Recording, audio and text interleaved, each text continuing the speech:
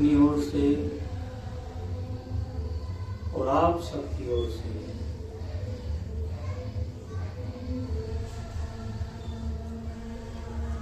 परम पिता परमात्मा के चरण कमलों में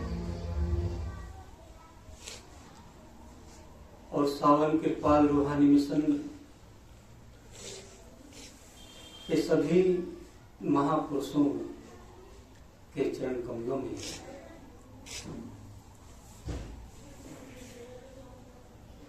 नतमस्तक होकर ये प्रार्थना करता हूं कि वो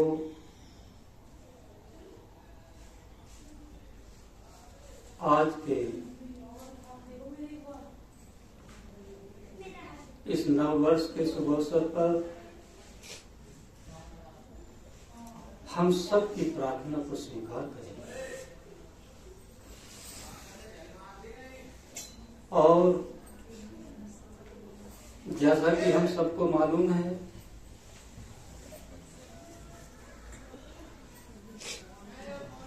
कि हम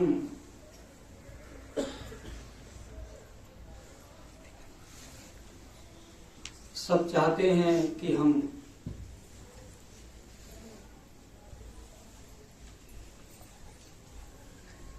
अपना रिश्ता उस परम पिता परमात्मा से बना लें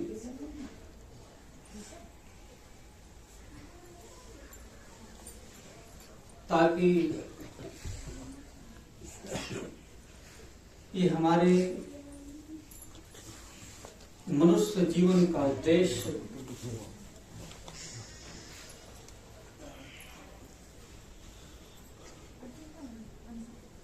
जो हमें एक उस प्रभु कृपा से अवसर प्राप्त है, ये उद्देश्य पूरा हो जाए।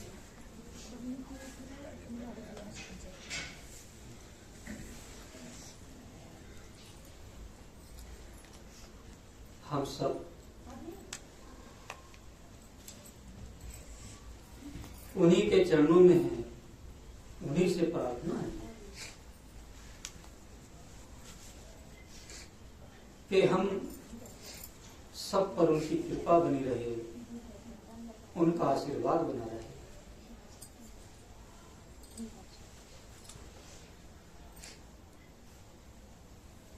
हमारे सर के ताज परम पुरुष संत दर्शन सिंह जी महाराज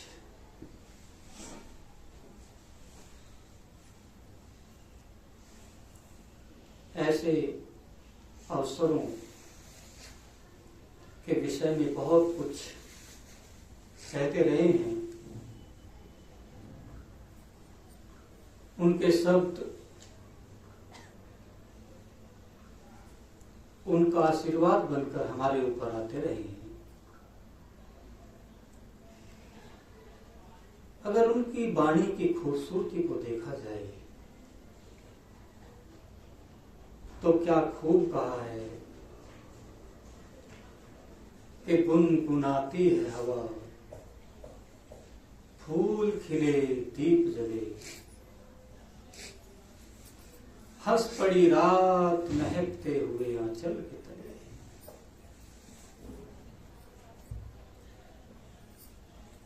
अगर हम किसी बस्ती में हों, वहां पर रोशनी ना हो, प्रकाश ना हो, तो अंधकार में हम विचलित हो जाते हैं, क्योंकि अगर रोशनी ना हो तो हमारी आंखें काम नहीं करती। अगर हम जंगल में चले जाएं, वहां पर अगर फूलों की खूबसूरती ना हो तो फिर बात अधूरी रहती है। और वो एक संगम करके हमें बताते हैं कि हम अपने सतगुरु की दया से, उस परम पिता परमात्मा की कृपा से ऐसी अवस्था में जा सकते हैं जहां फूल भी हो और रोशनी भी हो। और वो हालत हमारी कब बनती है? वो समझाते हैं कि जब गुनगुनाती है हवा, फूल खिले और दीप जले। फूल भी खिल जाते हैं और दीप भी जल जाते हैं। और फिर जो रात है वो हंसती है, वो मुस्कुराती है। हम में से कौन नहीं चाहेगा कि हम खुशबू में रहें, फूलों की सुंदरता में रहें और रोशनी के प्रकाश में रहें। हम सब तो खुशी चाहते हैं। हमारा रिश्ता खुशियों से जुड़ा हुआ है, क्योंकि हम सब उस खुशी, उस खूबसूरत देश के बच्चे हैं जहां हमारा परम पिता परमात्मा रहता है। हम तो इस संसार में उस मालिक के भेजे हुए आए हैं, पर हो क्या गया है कि हम यहां आकर अपने उस घर को भूल गए हैं जहां एक साथ फूल भी खिलते हैं और जहां रोशनी भी है, प्रकाश भी है। ऐसी अवस्था का वर्णन हमारे परम पुरुष सत्यदर्शन सिंह जी महाराज करते हैं। इस अवस्था को पाने के लिए, इस खुशी को पाने के लिए इंसान ने क्या कुछ नहीं किया। तरह तरह के प्रयास किए, हमने बहुत से यत्न किए, पर जितने भी यत्न हम इस संसार में करते रहे वो सब के सब हमारे व्यर्थ चले गए। क्योंकि एक सूफी कहता है कि हम नसीनी सा अतेबा ओलिया, बेहतर अज सद साला ताकत वेरिया। कि अगर हम इस दुनिया में एक ऐसी तपस्या करें जो निष्पक्ष हो, अगर हम अपने शरीर को तपाकर अपने शरीर से हम बहुत से यत्न करते रहें और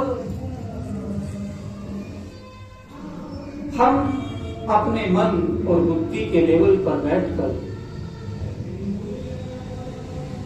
तरह तरह की हठ क्रियाएं करते रहें, तो जितनी भी क्रियाएं हैं वो सब की सब हमारी उस अवस्था का भी बराबरी नहीं करती, जिसके विषय में एक सूफी कहता है कि बेहतर अज सद साला ताकत ले गया।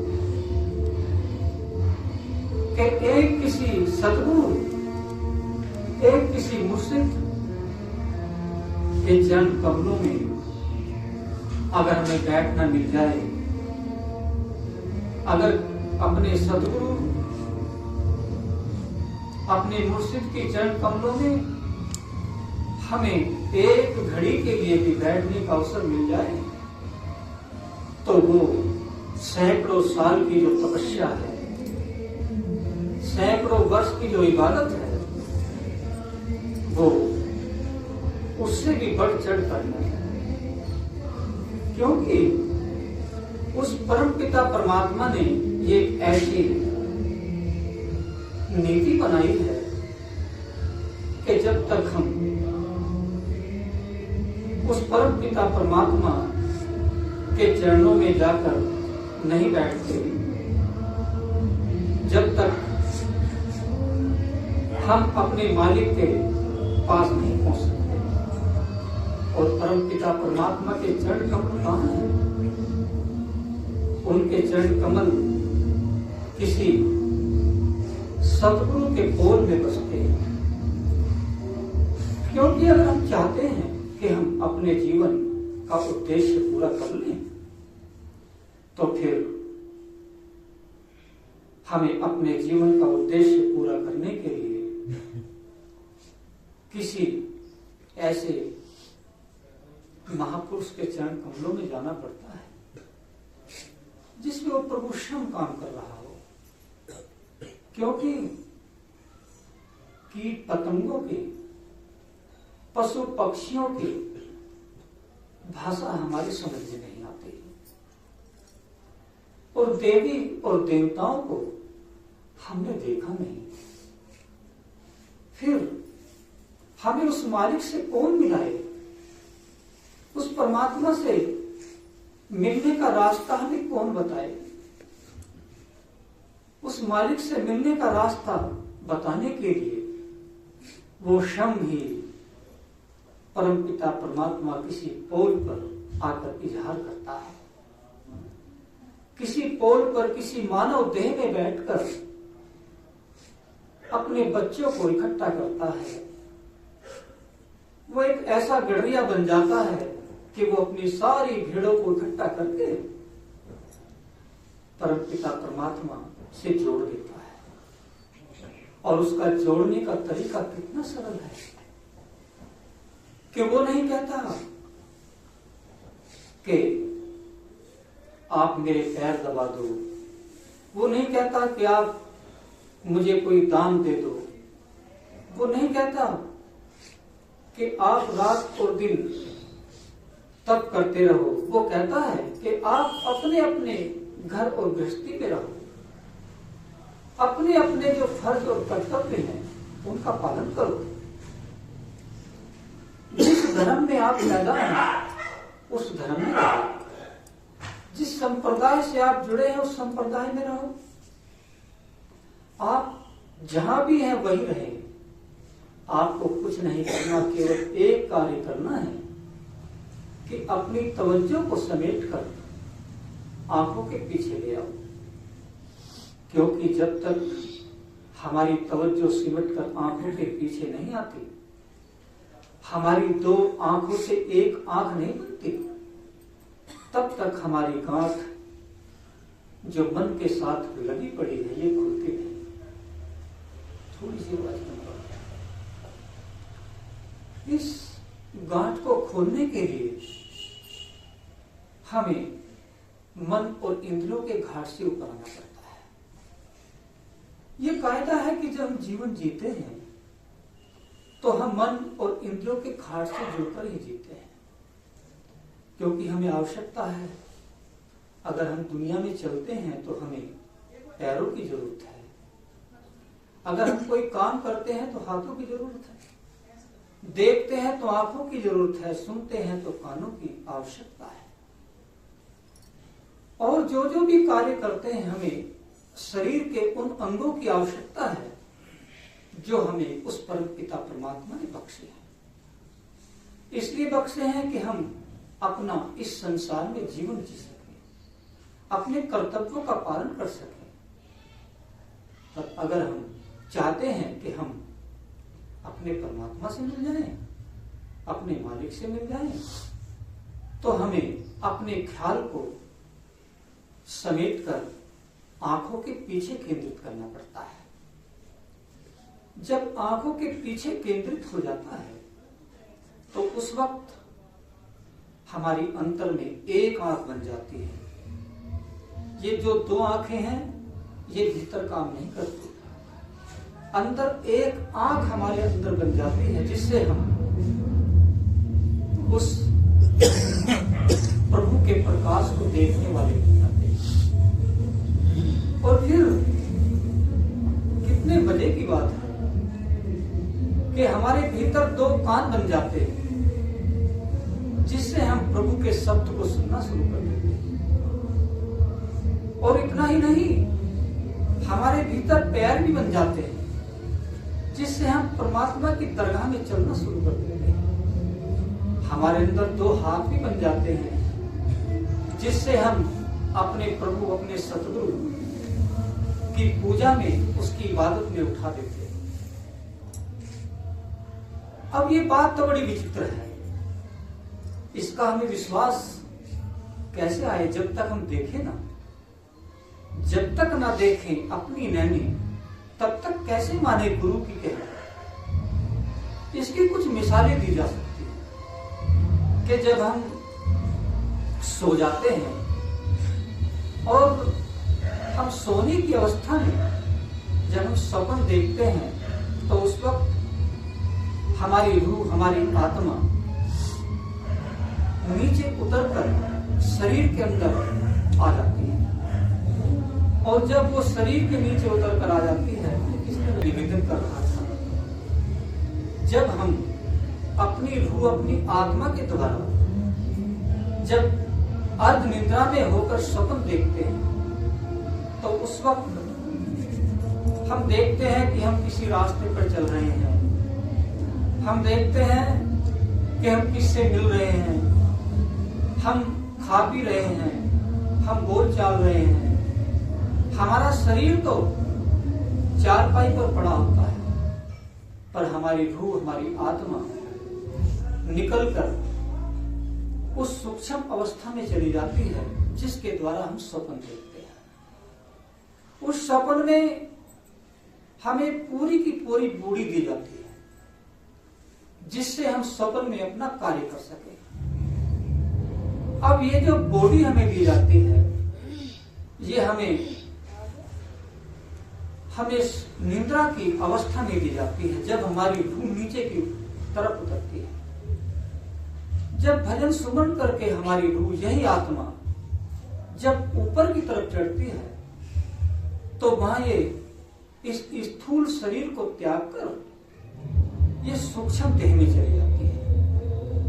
और उस सूक्ष्म देह में हमें स्वप्न की तरह ही, जैसे स्वप्न में हमें एक जिस्म दे दिया जाता है, इसी तरह से सूक्ष्म देश में हमें इस पिंड से ऊपर आकर हमें एक देह दे दी जाती है। उस परम पिता परमात्मा की तरफ से हमें बख्शी जाती है, जिसके द्वारा हम चेतन अवस्था में हम देखते भी हैं, सुनते भी हैं, चलते भी हैं, बोलते भी हैं, चखते भी हैं, हम सारे के सारे कार्य करते हैं। इस अवस्था को गुरु घर की वाणी में कहा है कि अक्खी बाजू देखना, बिन कन्ना सुनना, पैरा बाजू चलना, बिन हत्था करना, जिभ्या बाजू बोलना, यह जीवत मरना, नानक हुक्म पछाड़ के तब खसने मिलना। कि हम इन हाथों के बगैर कार्य करते हैं, इन पैरों के बगैर चलते हैं, इन आंखों के बगैर देखते हैं, इन कानों के बगैर सुनते हैं। और फिर कहते हैं कि नानक हुक्म पछान के तब खसने मिलना। खसम कहते हैं परमपिता परमात्मा को, अपने मालिक को, अपने परमेश्वर को खसम कहा जाता है। तो कहते हैं कि उससे मिलते हैं हम, जब उससे मिलते हैं तो उसके हुक्म में चलकर मिलते हैं। हुक्म पछान के तब खसने मिलना, कि हम उसके हुक्म में अगर चलना शुरू करते हैं, जो हमारा सतगुरु हमें आदेश करता है कि हम अपना जीवन एक नेक पाक सदाचारी जीवन जिए, हम प्रेम के साथ जीवन जिए, मोहब्बत के साथ जिए, और इसके साथ साथ हम सत्संग में जाएं, क्योंकि सत्संग से हमारा सुमरन पकता है। अगर हम सत्संग सुनते हैं तो हमारा सुमरन पकता है, और सुमरन जब पकता है तो फिर हमारा भजन पकता है। अगर हम सत्संग में ना जाएं तो सुमरन हमारा पक नहीं सकता। इसलिए महापुरुष बार बार सत्संग में जाने की हिदायत देते हैं, क्योंकि हम सत्संग में जाएंगे तो हमारे अंदर परमात्मा की याद ताजा होगी। प्रभु की याद बनेगी, हमारा ध्यान उस तरफ होगा। जब उस तरफ होगा तो उसे कहते हैं सुमरन करना। और सुमरन हम हर समय कर सकते हैं, चलते फिरते खाते पीते बोलते हर समय हम सुमरन कर सकते हैं। और जब हम सुमरन कर सकते हैं तो फिर जब हम भजन में बैठेंगे तो हमारा काम बहुत आसानी से बन जाएगा। क्योंकि अगर हमने सुमरन नहीं पकाया, हम चाहे कितनी साधनों से हम एक घड़ी नहीं हजारों घड़ी बैठे रहें, हजारों वर्ष तक बैठे रहें, आंख बंद करके हम तपस्या करते रहें, लेकिन अगर हमारे अंदर सुमरन ना हो तो हमारा काम नहीं बन सकता। इसलिए महापुरुष कहते हैं कि वो परमात्मा प्रेम है और हमारी जो आत्मा है ये उसकी एक बच्ची है, उसकी अंश है, ये भी प्रेम है। और परमात्मा से मिलने का जो मार्ग है वो भी प्रेम है। क्योंकि साच कहूं सुन ले सभे, जिन प्रेम कियो तिन्हीं प्रभु पाए। तो जब हम सुमरन अगर हमारा पक जाए तो हम सुमरन के द्वारा, प्रेम के द्वारा हम भजन सुमरन में बैठते हैं, हम ध्यान में सुमरन के द्वारा बैठते हैं। और सुमरन हमारे प्रेम को उजागर करता है। अगर प्रेम ना हो तो हम अपने मालिक की तरफ एक कदम भी नहीं बढ़ सकते। ये प्रेम ही तो है जो हमें अपने मालिक से मिलाता है। ये प्रेम ही तो है जो हमें हमारे सतगुरु के हुक्म में चलाता है। जैसा कि मैंने अर्ज किया कि जब तक हमारे ऊपर किसी सतगुरु का साया ना आवे तब तक हमारा काम नहीं बनता। आज तो इस घोर कलयुग में महापुरुषों ने हम पर इतनी बड़ी बख्शिश की है कि हम महापुरुषों की शरण में जाएं और पहले दिन ही कई बारी हम पर नाम की बख्शिश कर दी जाती है। वो नाम जिसके द्वारा हम परमात्मा से मिल सकते हैं, जिसके द्वारा हम अपने जीवन को सफल बना सकते हैं, जिसके द्वारा हम अपनी मंजिल पर जा सकते हैं, जिसके द्वारा हम सदा सदा के लिए आवागमन के चक्रव्यूह से निकलकर अपने परमात्मा से मिल सकते हैं, वो नाम जो सबसे बड़ा है, जिसके बारे में कहा जाता है कि कहां लग कहूं मैं नाम बढ़ाई, राम न सकहि नाम बढ़ाई। नाम राम से भी बड़ा है, क्योंकि राम तो त्रेता युग में आए हैं। उससे पहले सतयुग में, सतयुग की बात छोड़ो, त्रेता युग में जब उनके पिता थे, उनके दादा थे, उनके परदादा थे, उनका कुल था, तब कौन राम था? उस वक्त भी वो नाम था जो राम का नाम है।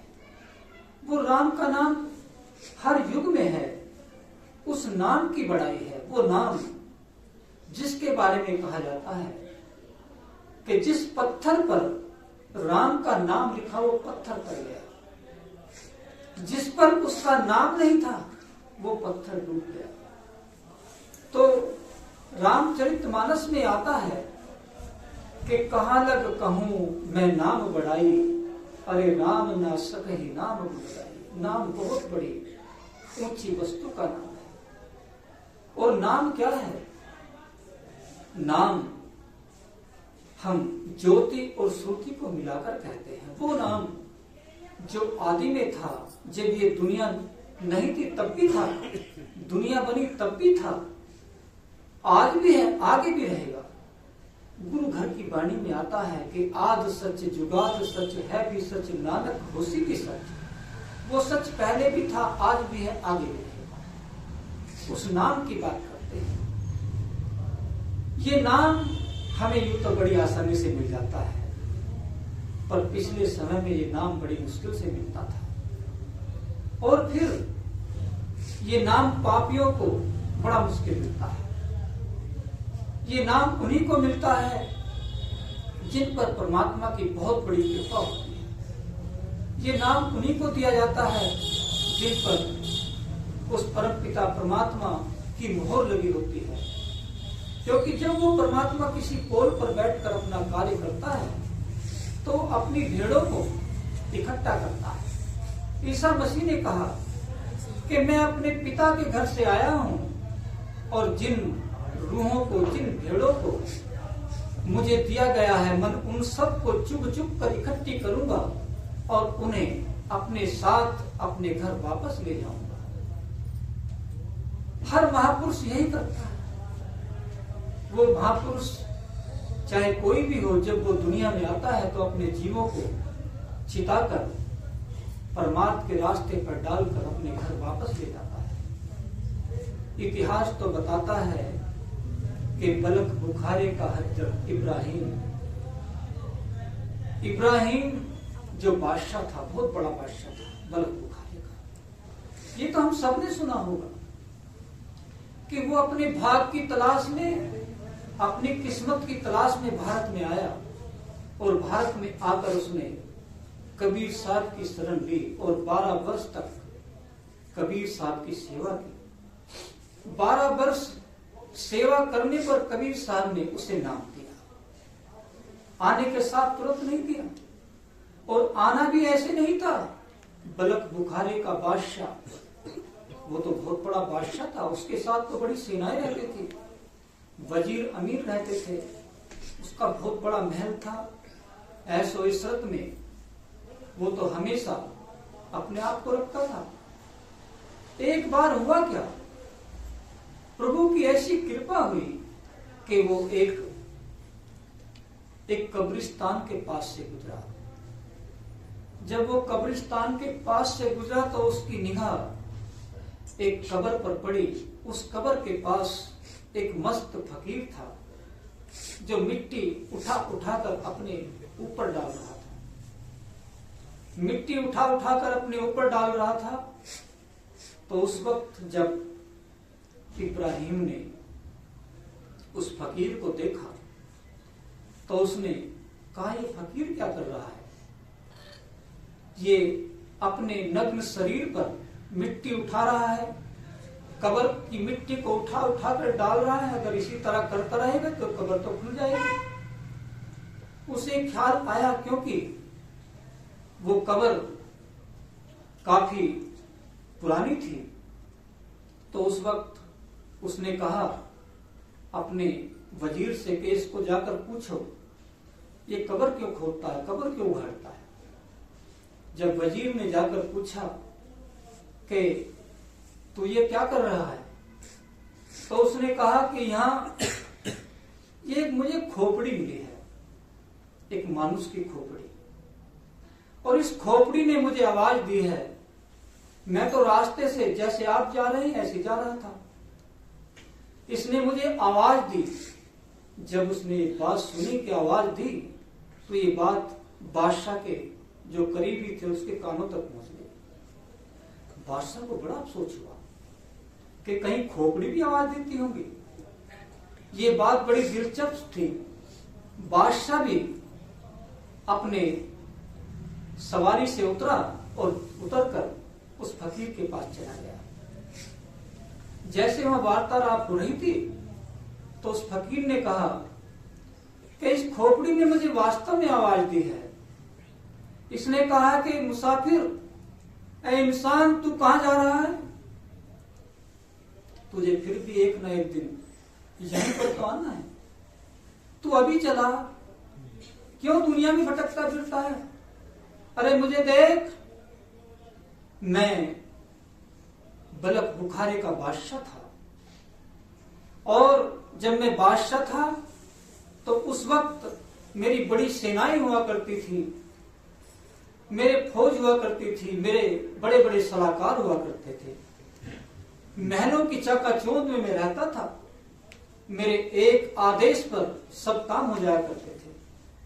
लेकिन आज देख, जब मेरी मृत्यु हुई तो मुझे यहां इस कब्र में दफना दिया गया, और जब मुझे दफना दिया गया तो उस वक्त जब मैं इस कब्र में दबा पड़ा था तो एक बिच्छू आया, और उस बिच्छू ने मेरे कब्र को खोदा, और कब्र को खोदकर मेरी खोपड़ी को निकाल कर खा गया।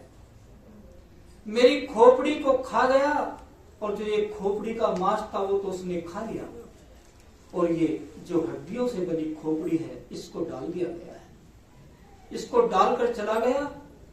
इसमें कितने ही समय बीत चुका है, कई बार बरसातें आई, कई बार गर्मी आई, कई बार सर्दी आई, और जब बरसात आती है तो जब बरसात का पानी पड़ता है तो इसमें पानी भर जाता है। पक्षी आते हैं और मेरी इस खोपड़ी में पानी पीकर उड़ जाते हैं। जब पानी सूख जाता है, इसमें काई पड़ जाती है, तो इसमें कीड़े बिजा जाते हैं, इसमें मुचक मारती है, बदबू आती है। कई बार ये सड़ी, कई बार इसमें कीड़े पड़े, कई बार इसमें जीवों ने, पक्षियों ने पानी पिया। मेरी ये हालत, अरे कहाँ जाता है, यहीं पर आ जा, यहीं पर तो आना पड़ेगा।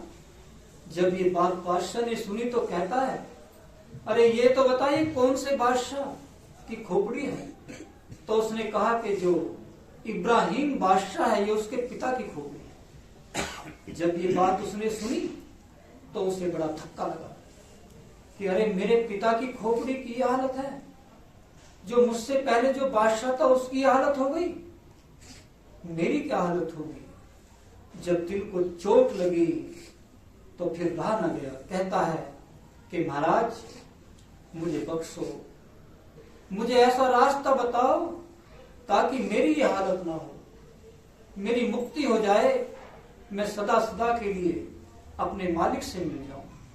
मैंने तो सुन रखा था कि कब्र में नूर भर जाता है, मैंने तो सुन रखा था कि कब्र में मरने वाले की आत्मा सोई रहती है, लेकिन आज मुझे पता लगा कि वो आत्मा सोती नहीं, उसकी क्या दुर्गति होती है। जब ये बात उसने सुनी तो उसे बड़ी चोट लगी। उस फकीर ने कहा कि देख, इसके लिए तो तुझे नाम की कमाई करनी पड़ेगी, और नाम की कमाई करने के लिए तुझे किसी पूर्ण मुर्शिद की तलाश करनी पड़ेगी, और वो नाम तुझे मैं नहीं दे सकता, वो नाम तुझे कोई पूर्ण पुरुष दे सकता है। अब जब ये बात इब्राहिम ने सुनी और जाकर वापस अपने महल में गया तो उसे नींद नहीं आई। जब नींद नहीं आई तो अपने महल की छत पर चढ़ गया। महल की छत पर घूम रहा था तो उस वक्त उसी फकीर का जो तसव्वुर था वो प्रकट हुआ, और तसव्वुर ने प्रकट होकर उससे पूछा कि इब्राहिम क्या कर रहा है? इब्राहिम ने कहा कि मैं तो अपने मालिक की याद में यहाँ पर विचर रहा हूं कि मालिक किधर से मुझे ऐसा कोई मुर्शिद, ऐसा कोई पीर फकीर मुझे दिखाई दे जाए, कोई रास्ता मिल जाए जिससे मैं मिल जाऊं। तो फिर कहते हैं कि ऐसे नहीं मिलेगा, उसके लिए तो तुम्हें सच्चे हृदय से पुकार करनी पड़ेगी। फिर एक रोज उसके बाद फिर जब इब्राहिम छत पर चढ़ा तो वहां पर वही फकीर का तस्वीर फिर घूम रहा है। अब जब इब्राहिम ने पूछा कि आप यहाँ क्या कर रहे हैं, तो उसने कहा कि मेरा ऊंट खो गया है, मेरा ऊंट खो गया, मैं अपने ऊंट को ढूंढ रहा हूं। इस पर इब्राहिम ने कहा कि ऊंट भी कहीं छतों पर मिलते हैं।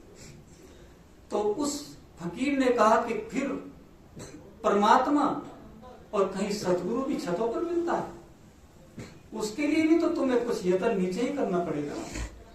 दिल को बड़ी चोट लगी, और जब चोट उसके हृदय पे लगी तो फिर उसे पता लगा कि एक भारत भूमि है और भारत में बड़े बड़े तपस्वी, बड़े बड़े योगी पुरुष हैं, बड़े बड़े महात्मा रहते हैं। उसकी पुकार उसे खींचकर भारत में गया। जब वो भारत में आया तो उस वक्त जब वो पूछते पूछते कबीर साहब के पास आया तो कबीर साहब ने उसे अपने चरणों में रख लिया। जब उसे चरणों में रख लिया तो उसके बाद वो सेवा करता रहा और कहता रहा कि मुझे नाम बख्शो। कबीर साहब की सेवा करते करते उसे 6 वर्ष बीत गए। जब 6 वर्ष बीत गए तो माई लोई ने कहा कि अब तो इसे 6 साल हो गए, अब तो ये पक चुका है, अब तो इसे नाम पर रख दो। तो उस वक्त कबीर साहब ने कहा कि अभी नाम के लिए तैयार नहीं है, अभी बर्तन साफ नहीं है, ये इतनी कीमती वस्तु है कि इसे हम गंदे बर्तन में नहीं डाल सकते। नाम कोई गंदे बर्तनों में नहीं डाला जाता। तो उस वक्त माई लोई ने कहा कि अरे हमारे हुक्म में रहता है, जो देते हैं वो खाता है, जहां बैठाते हैं वहां बैठता है, जहां भेजते हैं वहां चला जाता है, हमारी सेवा तो करता है, फिर आप कैसे कहते हैं कि बर्तन तैयार नहीं है। इस पर आप सबने सुन रखा होगा कि कबीर साहब ने कहा कि आजमाना अगर तू चाहती है तो जब ये दरवाजे से बाहर निकले तो इसके ऊपर कूड़ा डालते हैं। अब माई लोई ने यही किया कि जब वो दरवाजे से बाहर निकला किसी काम के लिए, तो माई लोई जो छज्जे पर खड़ी थी उन्होंने वहां से उसके ऊपर कूड़ा डाला। जब कूड़ा डाला तो ऊपर देखा तो माई लोई खड़ी है और धीरे से कहता है कि हुआ नहीं बलक बुखारा, अगर वहां मेरे साथ ऐसा होता तो तुझे अभी बता देता कि इसका क्या परिणाम होता है। अब माई लोई ने पीछे को होकर ये बात सुनी, सुनकर आकर कबीर साहब से बताई कि ऐसे कहता है। कबीर साहब ने कहा मैंने कहा नहीं कि बर्तन तैयार नहीं, अभी अहम इसके अंदर बाकी भरा हुआ है। फिर 6 साल सेवा कराई है, 6 साल सेवा करने पर अब कबीर कहते हैं कि बर्तन तैयार है, हम इसे नाम देंगे। अब जब माई लोई कहती है कि देखने में फर्क तो कुछ नहीं पड़ता, ऐसा कोई फर्क तो नजर आता नहीं, जो पहले था सो है। इस पर कबीर ने कहा कि फिर जैसे पहले तूने इसके सर पर कूड़ा डाला था, अब की बार अपने बर्तन में विष्टा भरना, गंदगी भरना और ऐसे ही डालना। अब जब इब्राहिम अपने उस घर से बाहर निकला, छज्जे से जब माई लोई ने उसके ऊपर विष्टा डाली, तो फिर कहता है कि वाह डालने वाले तेरा भला हो, तूने इसके ऊपर विष्टा ही तो डाली है। ये तो शरीर इतना गंदा है, इतना गंदा है कि इसके ऊपर इससे भी कोई खराब चीज डाल दी जाए तो भी कम है। मैं तो गुनाहगार हूं, मैं तो बदकिस्मत हूं। जब ये वचन उसके मुंह से निकले तो माई लोई ने कहा कि स्वामी अब तो ये ऐसे कहता है तो कबीर कहते हैं अब ये बर्तन तैयार हो चुका है। ऐसे बर्तन जब तैयार हुआ और कबीर साहब ने जब नाम बख्शा तो वही इब्राहिम जब दजला नदी पर गूदड़ी सी रहा था, और जब गूदड़ी सीते हुए को दजला नदी पर सेना ने देखा, जो बलक बुखारे का जो तख्त नसीम था, जो उसकी फौज थी, देखकर पहचान गया कि शायद ये इब्राहिम है। उससे कहा कि चलो तुम्हारा तो जो राज है, जो पाठ है, वो आपकी इंतजार कर रहा है। आप यहाँ आकर आपने क्या भेष बना दिया, आप गुदड़ी सुन रहे हैं।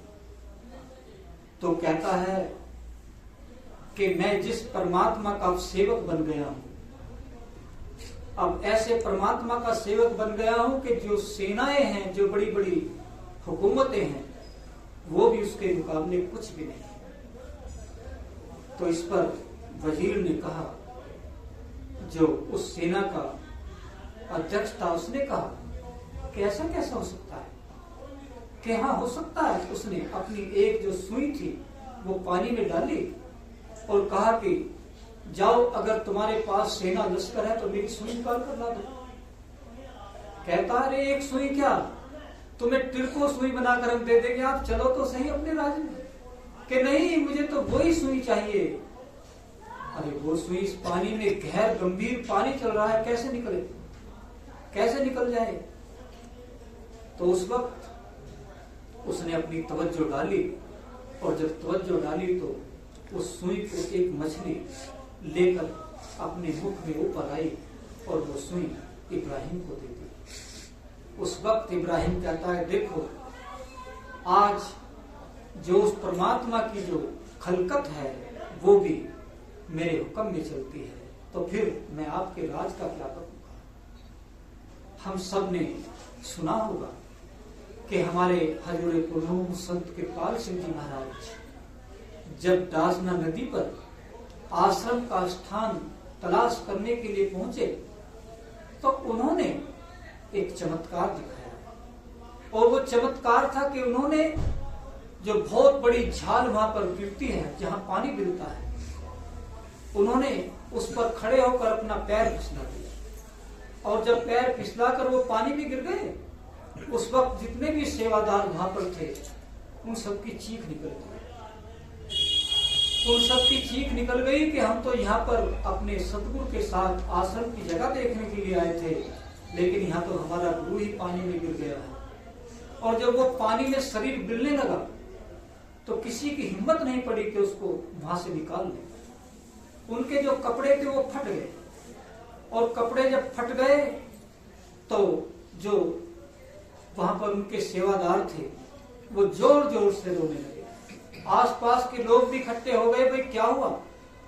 थोड़ी देर के बाद वो क्या देखते हैं कि कृपाल सिंह जो पानी में गिर रहे थे वो कुछ दूरी पर पानी पर तैरते नजर आए। अब सबको विश्वास हो गया है कि ये तो डेड बॉडी है, ये मर चुके हैं, ये खत्म हो चुके हैं। क्योंकि जब इंसान मर जाता है तो वो ही पानी पर तैरता है। अब ना हाथ चल रहे हैं, ना पैर चल रहे हैं, पानी पर बॉडी तैर रही है। अब धीरे धीरे किनारे किनारे चलते रहे लोग। जैसे ही बॉडी करीब आई और पानी से उस बॉडी को बाहर निकाला तो वहां पर सभी सेवादार रो रहे थे। ताई जी भी बहुत जोर जोर से रो रहे थे।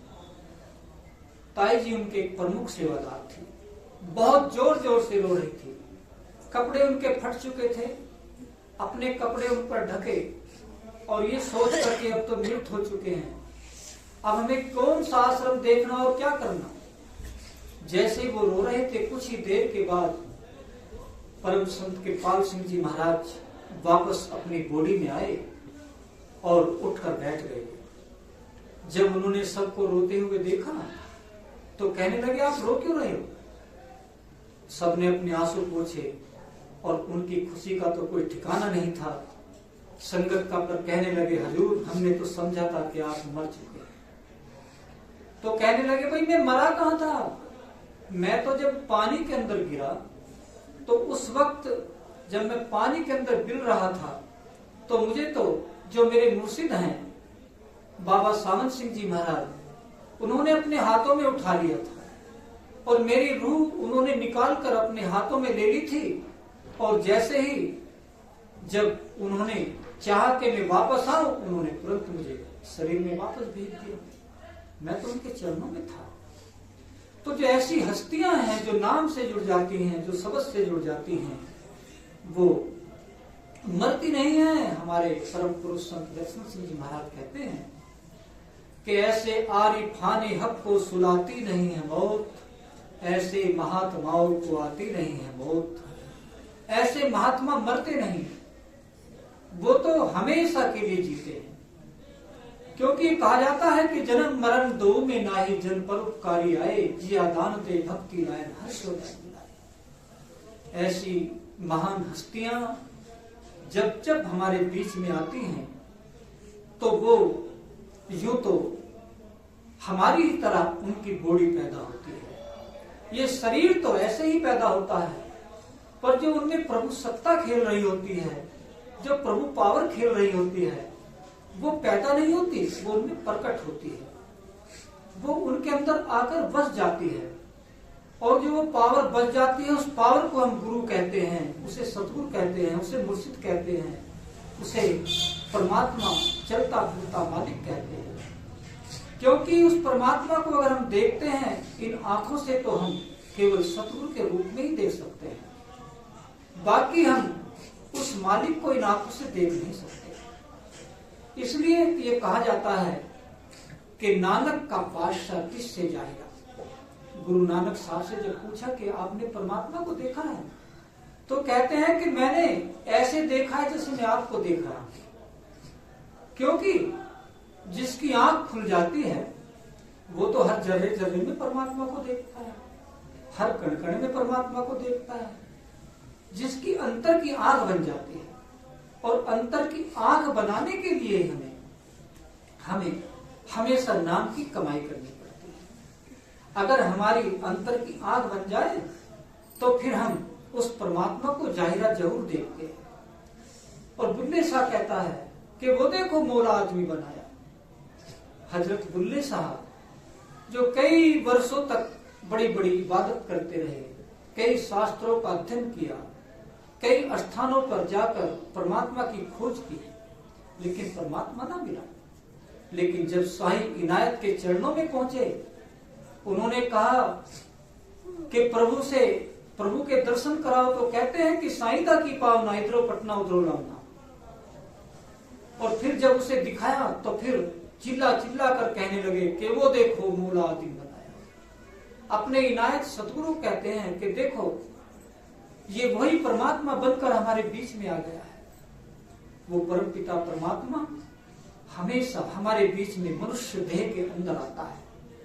वो राम बनकर आ सकता है, वो कृष्ण बनकर आ सकता है, वो नानक बनकर आ सकता है, वो कबीर बनकर आ सकता है, वो बाबा सावन सिंह जी के रूप में आ सकता है, परम संत कृपाल सिंह जी के रूप में आ सकता है, संत दर्शन सिंह जी महाराज के रूप में आ सकता है, संत राजेंद्र सिंह जी महाराज के रूप में आ सकता है। वो किसी भी रूप में प्रकट हो सकता है, वो आपके रूप में भी प्रकट हो सकता है, क्योंकि परमात्मा हम सबसे दूर नहीं है। हमारे वो अपने आप से भी करीब है, वो हमारी जान की जान है, हमारे प्राणों का प्राण है, हमारे शरीर में बस रहा है, हमारे से भी नजदीक बस रहा है। फर्क क्या है? फर्क ये है कि हमारे उस परमात्मा के बीच में एक मन का पर्दा पड़ा है, वो मन जो हमें बाहर मुखी बनाए रखता है। इसलिए कबीर साहब ने कहा कि हमें केवल मन को समझाने की आवश्यकता है। मन ही को प्रबोधे, मन ही को उपदेश, जो ये मन बस होवे शिष होवे सब देश। मन को बाल मार बरीक कर मूंज भाती से कूट, भरे खजाने साहिब के फिर जी चाहे सो लूट। स्वामी जी महाराज ने कहा कि जिन्होंने मार मन डाला उन्हीं को सूरमा कहना, बड़ा बैरी है ये घटने इसी को जीतना कठना।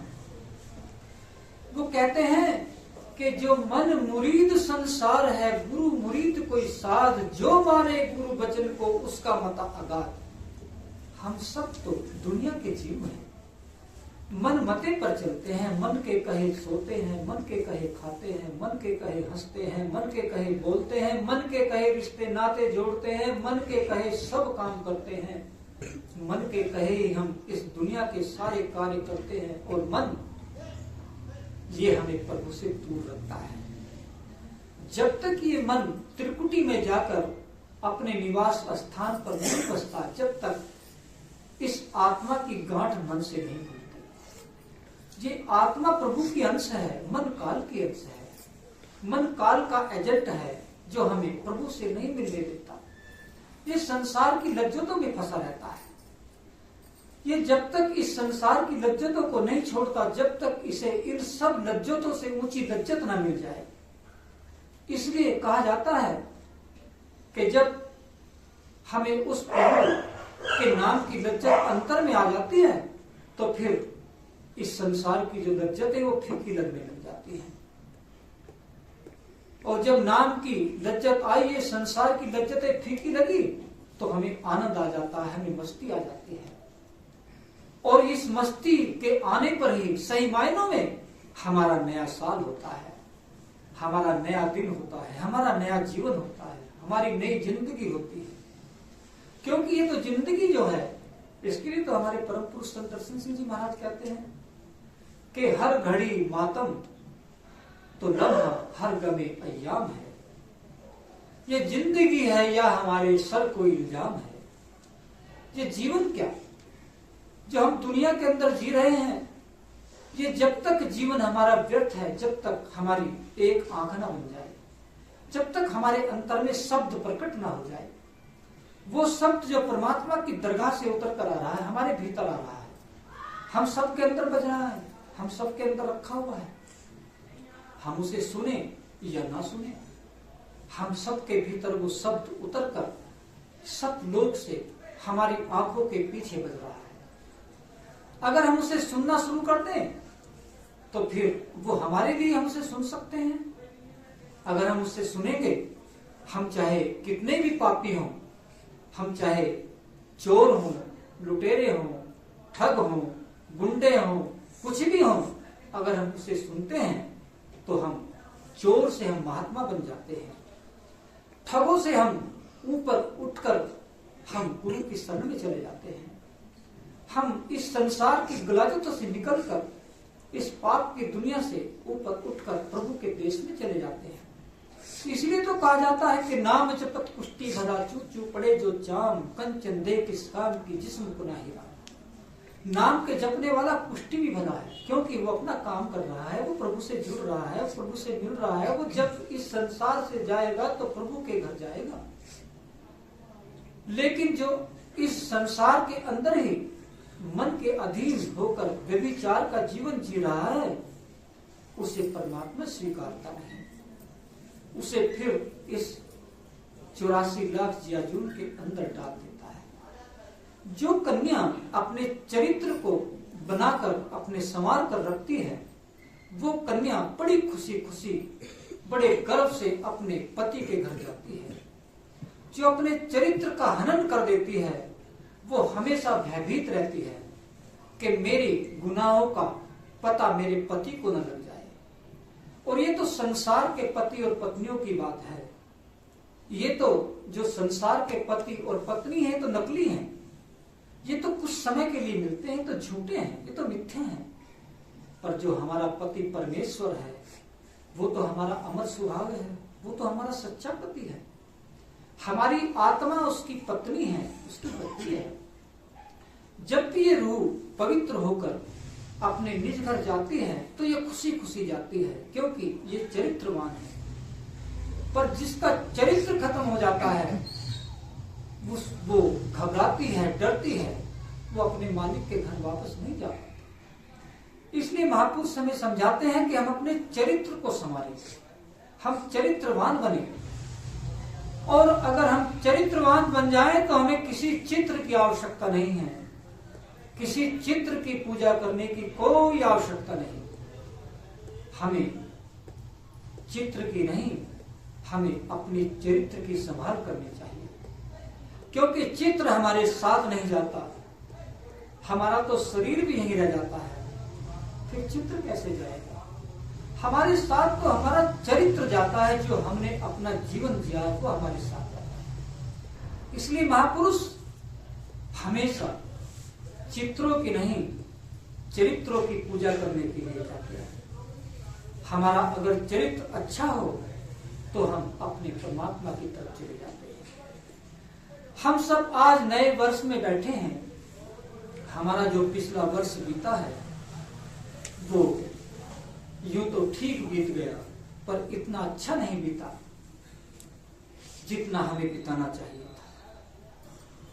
कितने ही हमने संकटों को देखा, कितने ही हमने समस्याओं को देखा, कितने ही अपने भाइयों को खोया, कितने ही अपने प्रेमियों से अपने बिछोड़े को देखा। इतना अच्छा हमारा वर्ष नहीं गया जितना जाना चाहिए था। ये जो वर्ष हमें मिला है, ये हमारा इससे भी अच्छा जाए, पिछले वर्ष की मुकाबले अच्छा जाए। हमारी यही अपने परम पिता परमात्मा से हमें यही प्रार्थना करनी चाहिए, यही विनती करनी चाहिए, क्योंकि वो मालिक ही है जो हमारी संभाल करता है, हमारी विनती को स्वीकार करता है। और जब हम उससे विनती करते हैं, प्रार्थना करते हैं, तो क्योंकि वो तो हमारी जान की जान है, हमारे प्राणों का आधार है, वो तो हमसे कहीं दूर नहीं, वो तो हमारी हर समय सुनता है।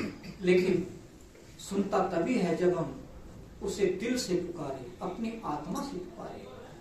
और ये जो हमारी आत्मा है, यही उस परम पिता परमात्मा की अंश है। ये आत्मा है जो अपने निज घर वापस परम पिता परमात्मा के घर जाएगा। आज नहीं तो कल, कल नहीं तो परसों, परसों नहीं तो वर्षों के बाद, वर्षों के बाद नहीं तो 10 वर्ष के बाद, 20 वर्ष के बाद, 50 वर्ष के बाद। कभी ना कभी हमें एक दिन अपने मालिक के घर जाना है। हमारे परम पुरुष संत दर्शन सिंह जी महाराज कितनी खूबसूरती से कहते हैं कि ये तो जीनते पहलू हैं, महताब है गुलशन है, महसूस ये होता है कि ये रात सुहागन है। ये जो आज की रात है ये बड़ी सुहागन रात है, क्योंकि हम अपने सतगुरु अपने गुरु प्रीतम की छत्र छाया में बैठे हैं। ये रात सुहागन है। रुकते हैं हर मोड़ पर जब अपने कदम दर्शन, जब ये जो कदम हमारे चलते हैं और जब ये किसी मोड़ से मुड़ते हैं तो उस वक्त हमारे पास कई तरह की समस्याएं भी आकर खड़ी हो जाती हैं, कई प्रकार की सहूलियतें भी आती हैं। पर ये जो जीवन हमारा है ये इन्हीं संघर्षों से जब तक हम रहेंगे चलता रहेगा। और अगर हम अपने अंतर में दो आंखों से एक आंख बनाने अपने अंतर में जुड़ जाएं तो हमारा बेड़ा पार हो जाएगा। हम देखेंगे कि हम फिर न भूत बनेंगे, न प्रेत बनेंगे, न किसी 84 लाख या जून के चक्रव्यूह में जाएंगे। हम सीधे यहां से ऊपर उठ जाएंगे और अपने मालिक की शरण में जाएंगे, ताकि हमें फिर दोबारा बार बार ना मरना पड़े। क्योंकि यहाँ इस संसार में हमें बहुत बड़ा एक दुख हमारे साथ लगा है कि हम कभी मरते हैं कभी जीते हैं। जिस जिस जीवन में जाते हैं, जिस जिस पोल में जाते हैं, जिस जिस अवस्था को प्राप्त करते हैं, चाहे हम पेड़ पौधों की शक्ल में जाएं, कीड़े मकोड़ों की शक्ल में जाएं, पशु पक्षियों की योनि में जाएं, या हम किसी और योनि में जाएं, जिन जिन योनियों में हमें जाना पड़ता है उनमें बड़े बड़े दुख और कष्ट उठाने पड़ते हैं। मनुष्य की देह बार बार हमें मिलती नहीं। मनुष्य की देह तो हमें बड़ी मुश्किल से एक बार मिलती है, और अगर ये अवसर हमसे बीत जाए, अवसर हमसे छूट जाए, तो फिर हमें 84 लाख या जून के जेल खाने में जाना पड़ता है। क्योंकि ये कहा जाता है कि भई परापत मानुक देहुरिया, पिया मिलन की ये है तेरी प्रिया। हुलिया कहते हैं, हुलिया यानी कि ये जो हुलिया हमें मिली है, जो मनुष्य का शरीर मिला है, ये परमात्मा से मिलने के लिए मिला है। और अगर हम परमात्मा से मिलने की तरफ कदम बढ़ा रहे हैं तो हमारे बाल बच्चों के पालने का जो हमारा लक्ष्य है वो भी सफल है। हमारा जीवन जीने का, हमारा कमाने का, खाने का, चलने का, फिरने का, बोलने का, सोने का, उठने का, जागने का, जो भी हम कार्य करते हैं वो सब के सब सफल है। और अगर हमने अपने कदम मालिक की तरफ नहीं रखे तो ये जो जितने भी कार्य हैं ये हमें सब नरक में ले जाएंगे, और नरक में जाकर हम चिल्लाएंगे, तड़पेंगे, रोएंगे, बिल खिलाएंगे, और हमारी वहां पर कोई नहीं सुनेगा। क्योंकि स्वामी जी महाराज ने साफ कहा कि दोनों दीन बिगड़ गए अपने, फिर नहीं सुनता सतगुरु बात। कैसे दोनों दीन बिगड़ते हैं कि वहां यमपुर में नरक निवासा और यहाँ अग्नि में फूके जाओ। यहाँ हमारा शरीर अग्नि में जल रहा होगा और हमारी जो रूह है जो निकल कर जाएगी वो नरक में कष्ट भोग रही होगी। दोनों दीन बिगड़ जाएंगे, इस लोक का भी और परलोक का भी। जब दोनों बिगड़ गए तो फिर नहीं सुनता सतगुरु बात, क्योंकि फिर अवसर ही नहीं रहा। अवसर तो खत्म हो चुका। अवसर तो हमें मालिक ने ये दिया है, इंसान के शरीर के अंदर बैठने का जो अवसर दिया है, ये बड़ा सुंदर अवसर है। ये परमात्मा ने बड़ी बख्शिश करके हम सबको बख्शा है। सभी महापुरुषों ने इस मनुष्य के शरीर को उत्तम से उत्तम बताया है। हमारे हजूरे पूर्णोर संत कृपाल सिंह जी महाराज तो यहां तक कहते हैं कि इंसान का जो जामा है वो परमात्मा ने अपनी शकल पर बनाया है। अगर कोई प्रभु के बाद दूसरा दर्जा है तो वो केवल इंसान का दर्जा है, और इंसान चाहे वो स्त्री हो या पुरुष हो, वो सब आत्माएं हैं, सब रूह है, सब प्रभु की बच्ची हैं। हम कई बार सोचते हैं कि हम आदमी, हम इंसान हैं। आदमी नहीं है, हम सब रूह हैं, सब आत्मा है।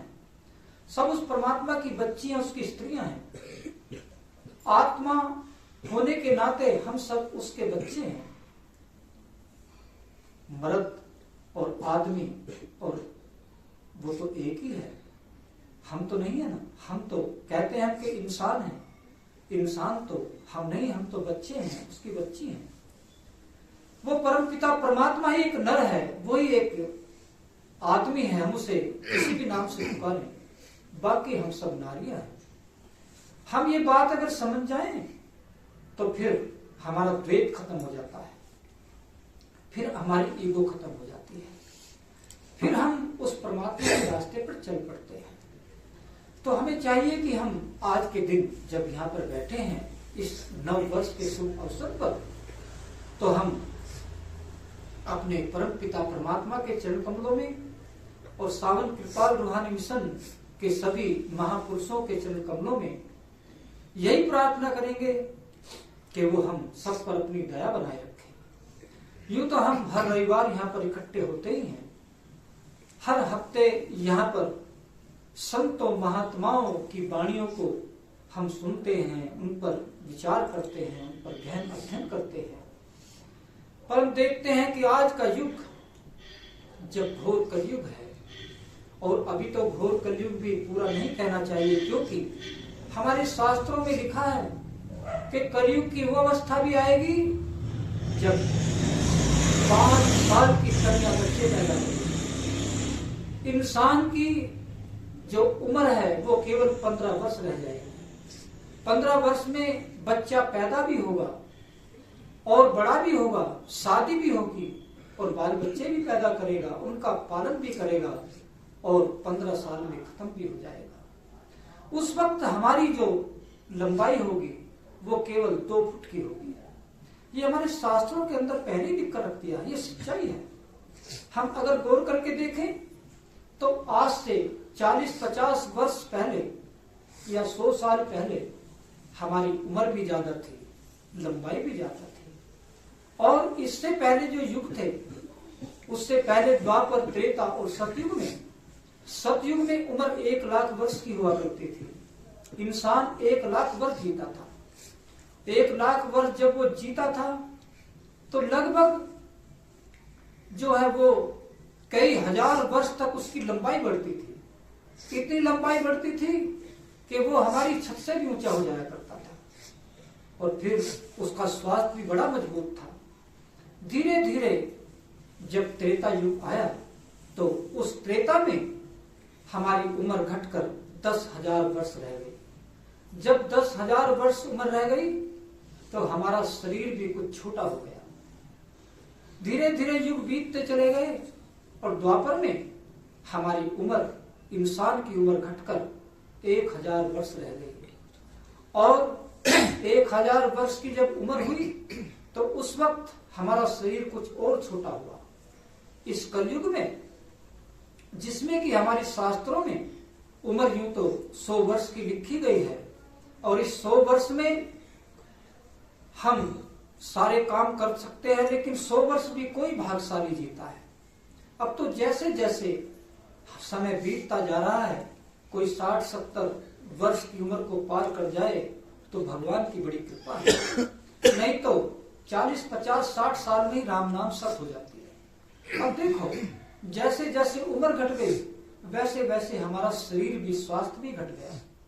अब जब जैसे जैसे स्वास्थ्य घटा, जैसे जैसे हमारा शरीर घटा, तो इस अवस्था में हम वो नाम की कमाई भी करने के लिए हमें महापुरुषों ने सरल से सरल साधन बना दिया है। क्योंकि हम हठ कर्म अब कर नहीं सकते, हम सैकड़ों वर्ष तक अग्नि में तप नहीं सकते, सैकड़ों वर्ष तक पानी में खड़े नहीं हो सकते, और सैकड़ों वर्ष तो क्या, हम 1-2 साल भी पानी में खड़े होकर भक्ति कर सकते। महापुरुषों ने हम पर इतनी दया कर दी है, इतनी दया कर दी है कि हम पर वो नाम की बख्शिश करते चले जा रहे हैं।